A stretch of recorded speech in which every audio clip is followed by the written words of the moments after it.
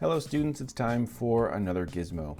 So this gizmo should already be added to your class, but if not, the one that we're going to do is the roller coaster physics gizmo. So if we click on find gizmos, just type in the word roll, and it's this one here, roller coaster physics.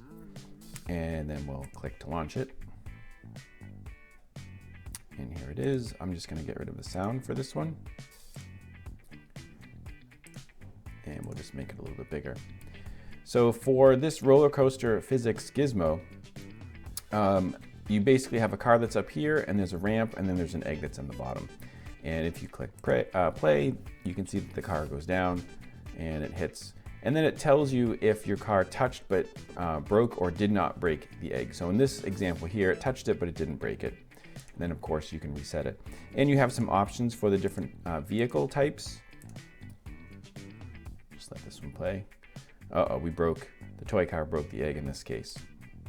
What are some other options? Well, we can change the height of our initial hill. This is hill number 1 right here.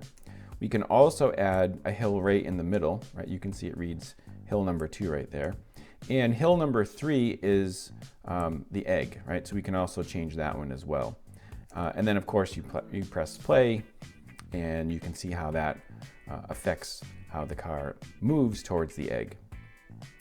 The other thing that you can also do for this is you can change the amount of friction that there is between the car, Jeep or the van and the road. And there's something called the coefficient of friction. And this is just a number that goes up when there's more friction or it goes down when there's no friction. So if it's at 0, this would be under ideal conditions and there's no friction to slow us down, right? The other options that we have for this gizmo is we have some graphs, and there are a lot of graphs for this one. So we've got velocity versus time, and then you can see as we scroll through, there are so many different options here that you can choose from. Just for clarity, this is your velocity, this is time. K is for kinetic energy. Capital U is something that we don't use, but that's potential energy, right? We've been using PE, but capital U is the same thing. And you've got your X position versus time, Y position versus time. And then there's also here velocity in the X direction, velocity in the Y direction.